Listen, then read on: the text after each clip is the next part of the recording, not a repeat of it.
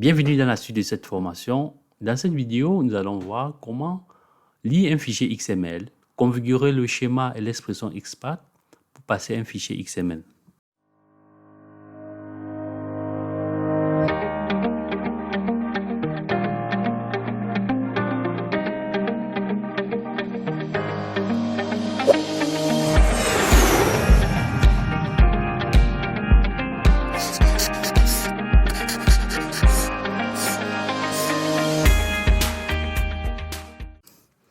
Bonjour à tous, j'espère que vous allez bien. Bienvenue sur cette page. Je suis Yannick Ginke, data ingénieur et cofondateur de PassEtudes. Alors, c'est quoi PassEtudes? PassEtudes, c'est cette plateforme-là d'accompagnement et d'orientation pour les étudiants étrangers souhaitant poursuivre leurs études en France. Donc, nous accompagnons dans la procédure Campus France. Nous accompagnons également dans la procédure Parcoursup, dans la rédaction des CV, lettres de motivation. Nous vous aidons dans la recherche de logement et dans votre intégration en France.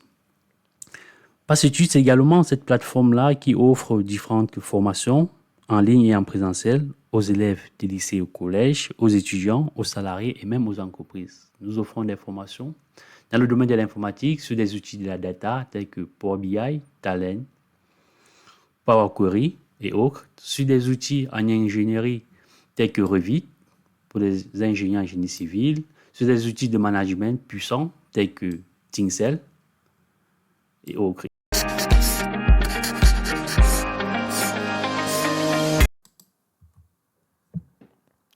Dans ce lab, nous allons apprendre à lire et interpréter les données provenant d'un fichier hiérarchique. Donc à la fin, nous allons concevoir deux jobs. Le premier job, il va lire les données à partir d'un fichier XML et l'afficher dans une console. On va utiliser deux fichiers, un fichier client.xml et un fichier consultant.json. Pour le fichier client.xml, on doit récupérer ces informations et puis on va l'afficher dans la console. Alors, on va passer sur Talend. Bien avant, je vais vous présenter le fichier client XML. Alors, le fichier client XML, il ressemble à ceci. Je vais juste supprimer ça. Alors, on a notre fichier client XML. Vous voyez bien, qui contient les informations telles que le nom, le prénom et l'âge. Donc, on va récupérer ces informations-là et puis on va l'afficher dans la console. On va passer sur Talend. Alors, ici, nous allons créer un nouveau job dans notre répertoire utilisation fichier et ce job-là, on va l'appeler lire fichier XML. Je fais un clic droit au niveau du répertoire, utilisation fichier, créer un job et puis je vais l'appeler lire fichier XML.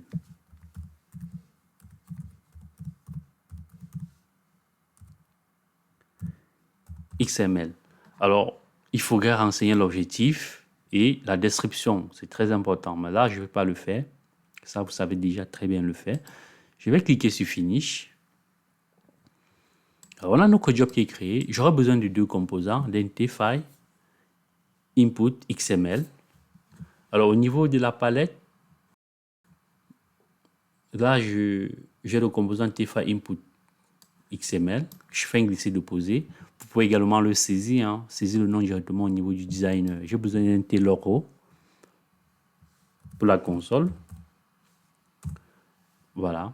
Une fois que j'ai positionné mes deux composants, je vais donc les paramétrer. Je vais commencer dans un premier temps par paramétrer le DFA Input XML. J'ai double-clic dessus. La première étape, c'est de modifier le schéma. Donc, je clique sur ces trois points-là. Et puis, je vais renseigner mon nombre de colonnes. Alors, si je reviens sur le fichier, vous voyez, on a le nom, le prénom et l'âge. Donc, nous avons trois colonnes. Nom, prénom, âge. On va renseigner le nom,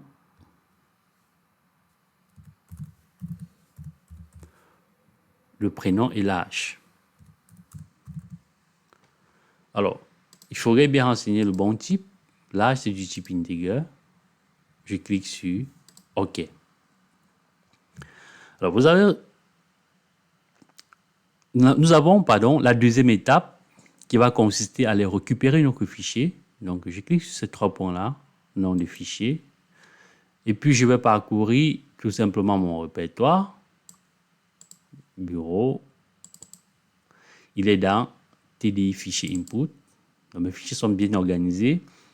Alors, j'ai un fichier client.xml. Donc, je le sélectionne. Vous voyez, j'ai récupéré le fichier. Alors, l'une des particularités,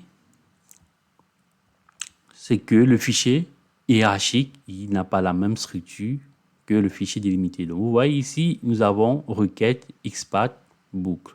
Donc, nous allons modifier ça. Et puis, nous allons renseigner route, row. Alors, si je reviens sur mon fichier initial, vous voyez qu'ici, on a route et on a row. Donc, il faudrait renseigner au niveau de la requête XPath, la boucle, XPath boucle, voilà, row. Ici, nous avons les différents noms de colonnes. On a le nom, le prénom et l'âge. Au niveau de la requête XPath, entre double quote, il va falloir renseigner les mêmes informations. Donc, on va renseigner le nom,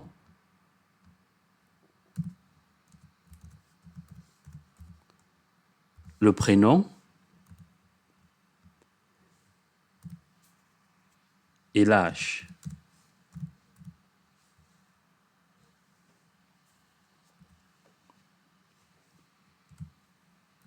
Alors, ça, c'est fait. Donc, là, on va passer à la configuration de notre deuxième composant.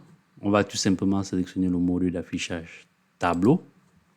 Alors, vous voyez que là, il y a un point rouge qui apparaît. Pourquoi? Parce qu'on n'a pas encore fait la connexion entre les deux composants. Donc, ce qu'on va faire, on va faire un clic droit. Et puis, on va connecter ces deux composants-là. On va faire un CTRL S. Avant de faire le CTRL S, je vous propose déjà de modifier le nom. On va l'appeler client. Voilà, et ici, on va renommer aussi ce composant-là qu'on va appeler tout simplement console. Voilà, on va faire un CTRL S et puis on va exécuter notre job.